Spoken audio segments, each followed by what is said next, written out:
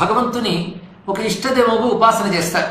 ఆ ఉపాసన చేసేటప్పుడు ఆ ఇష్టదేవత సిద్ధాంతాలు మళ్ళీ 6 శైవం, వైష్ణవం, సౌరం, గాణపత్యం, స్కాందం ఇలా చెప్పబడుతూ ఇక శాక్తేయం ఈ 6 కూడాను ఉపాసనా సంప్రదాయంలో వచ్చాయి. వాటికి ద్వైత విశిష్టాద్వైత అద్వైతానికి సంబంధం లేదు. ఇది కూడా గమనించుకోవాల్సింది. ఎందుకంటే ఈ 3 సంప్రదాయాల్లోనూ ఉపాసనలు ఉన్నాయి. అద్వైతుల్లో కూడా విష్ణు భక్తులు, శివభక్తులు, శక్తి భక్తులు ఉన్నారు. ఇక విశిష్టాద్వైతులు ద్వైతుల్లో కూడా శైవ, వైష్ణవ ఇవన్నీ కూడా అయితే ద్వైతమో లేదు విశిష్టాద్వైతంలోనూ ఉంటాయి. కనుకనే షణ్మతాలు కూడా ఈ 3 సిద్ధాంతాలతో ఉంటాయి. కనుక సిద్ధాంతాలు 3, మతాలు 6. ఇది హిందూ ధర్మం యొక్క స్వరూపం. సిద్ధాంతాలు ఏమని చెప్పుకున్నాం? ద్వైత, విశిష్టాద్వైత, అద్వైత. అలాగే మతాలు అంటే అభిప్రాయం. ఆ చెప్పబడుతున్న పరమాత్మని విష్ణువుగా ఉపాసించే మతం వైష్ణవం, శివునిగా ఉపాసిస్తే శైవం. ఈ 6ంటికి ఆగమాలు అనే మరొక వస్తువు ఇక్కడ ప్రమాణంగా తీసుకోబడుతుంది. ఆగమము అంటే మంత్రము, యంత్రము, తంత్రము ఈ 3 చెప్పేది ఆగమం.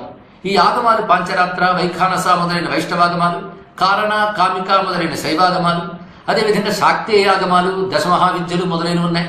అలాగే గణపతికి సంబంధించిన మంత్రశాస్త్రం గాణపత్యాగమం, ఇక స్కాందము, సౌరము ఇవన్నీ కూడా ఆగమాలు అన్నారు. కనుక ఈ 6 మతాలను ఆగమ మతాలు అంటారు.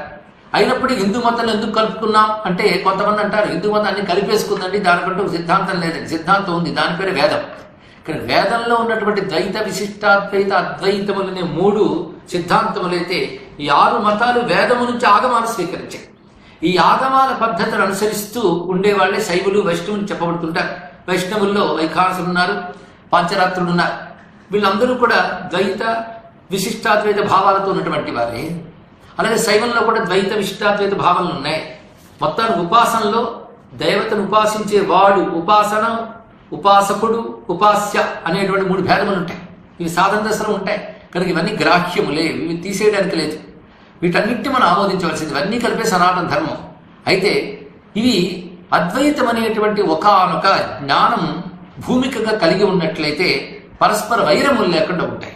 అందుకే ఆదిశంకర భగవత్పాల్ వారు అద్వైత ప్రతిష్టాపన చేస్తూ ఉన్నది ఒకటే పరమాత్మతత్వము.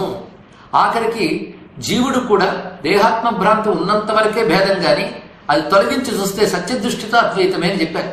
అంతేగాని వ్యవహారంలో అద్వైతం కుదరదు. వ్యవహారంలో ద్వైతమే ఉంటుంది, పరమార్థంలోనే అద్వైతం. కనుక పారమార్థిక దృష్టి కలిగి వ్యవహార జీవనం ఉన్నప్పుడు అద్వైత స్పృహతోనే మనం ద్వైత జగత్తులో ఉంటాం. దీనివల్ల సమాజంలో ఒక శాంతి ఏర్పడుతుంది. అందుకే ఎటువంటి సిద్ధాంతాలు అర్థమైనా అర్థం కాకపోయినప్పటికీ కూడా శంకర సిద్ధాంతాలు ఉన్న వారికి ఎవరి ఇష్టదేవతలు వాళ్ళకున్నా ఇతర దేవతను ద్వేషించరు. అదొక్కటి చాలు ప్రపంచాన్ని ఆరోగ్యంగా ఉంచేటువంటి పద్ధతి. మిగిలిన వాళ్ళు కూడా గొప్పవారు ఉన్నారు. శైవంలో ఎంతో మహాత్ములు ఉన్నారు. వైష్ణవంలో కూడా ఉద్దండులు ఉద్భవించారు. గొప్ప గొప్ప భక్తులు ఉన్నారు. వారు ముక్తజీవులే. కానీ వారి అనుయాయులమని చెప్పుకునేటువంటి వారిలో ప్రస్తుతం ఉన్నది మాత్రం శివద్వేషం వైష్ణవంగాను, విష్ణుద్వేషం శైవంగాను చలామణి అవుతుంది. వీరికి ఇతర మతముల పట్ల విపరీతమైన ద్వేషం. ఇది సామాన్యులకి కూడాను భ్రాంతి కల్పిస్తోంది.